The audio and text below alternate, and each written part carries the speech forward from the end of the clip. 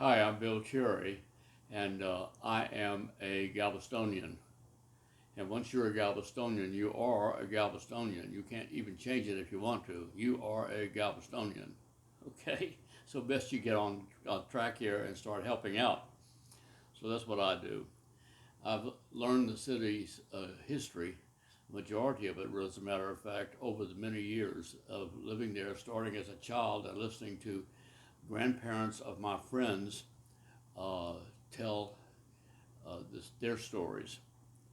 And many of them went through the 1900 storm, and so they tell the story of how it was from their perspective, and then add to that the excuse me the the effort that they had to go through in order to live while the city was being raised.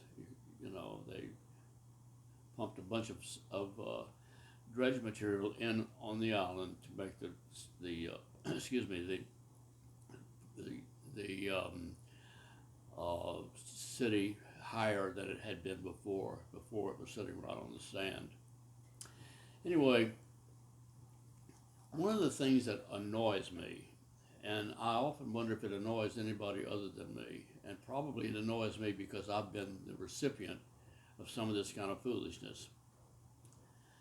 Um, Oftentimes, the people who um, move into Galveston after something has been done, all the hard work was done getting it together and that sort of thing. You know, they put a coat of paint on something, and all of a sudden, they were the inventors of whatever that thing is. I want to tell you today about one of those. This one bothers me more than any of them. There was a man that moved to Galveston right after the Second World War, and he had been a high-powered um, military man, and when he moved to Galveston in the late 40s, he bought two shoe stores. I should say shoe departments.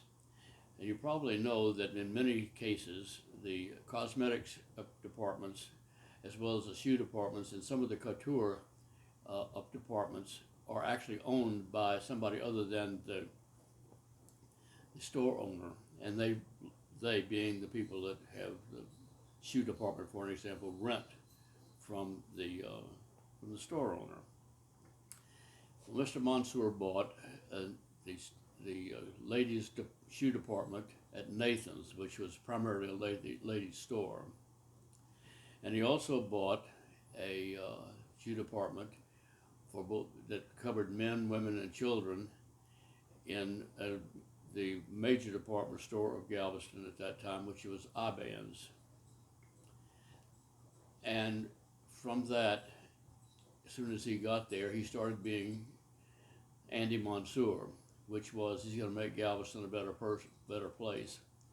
And there was no getting around it. That's what he was going to do, and that's how he did it. And he was on many committees. If a committee wasn't there that needed to be doing something, whatever it was, then he decided that he would set the committee up and he'd get it going. One of them that he immediately thought was that Galveston's port was missing the boat on what he could make its best profits on. Before then, it was doing mostly shipping of goods, you know, food and whatever else, and then cotton came through Galveston and it went out wherever it was going and on the boats and so forth. But that was um, uh, it was highly competitive, and so while it provided great work for the stevedores and that sort of thing, in reality, and the longshoremen, of course, in reality, it didn't migrate into the city, into its economy of any subsequence by the time it went through all the other stuff. So that was how it was.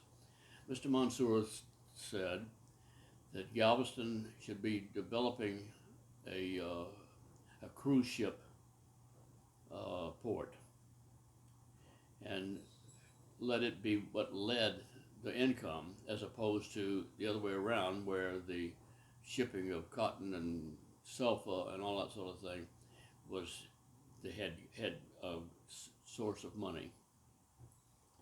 He talked about that for years. Anybody that would listen, he would say, they got to get on this thing. It's not going to work. Whatever, if you're doing keep doing what you're doing. It hadn't worked for all these many years. It ain't going to work now.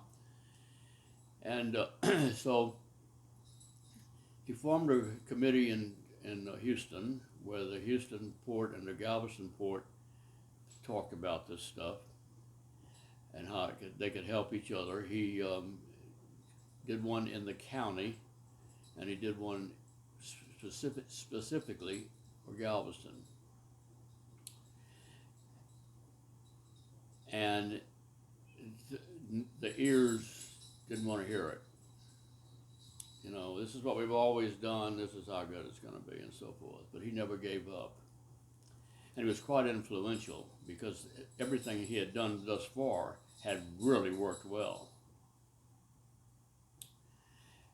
So finally, out of the clear blue sky, he's reaching 90 years old, and they decide that they will find out if this will work.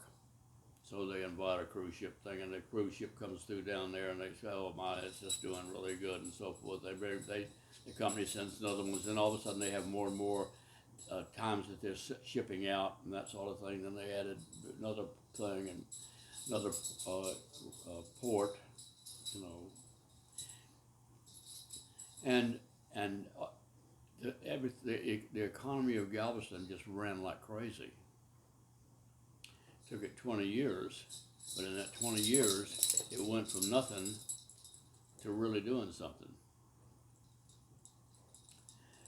And they found out, which they had always wondered,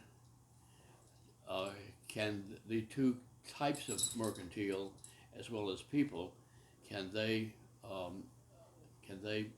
coexist? Turned out they could, no big problem. So, really wild in Galveston. All kinds of people bought houses for second homes. Restaurants, fine restaurants opened. There's I don't know how many there are really, but there are 10 or 12, 15 of them, I guess. And they're not having any trouble. Money comes in.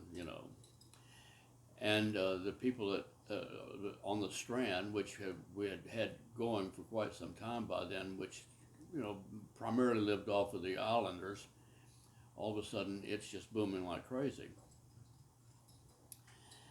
So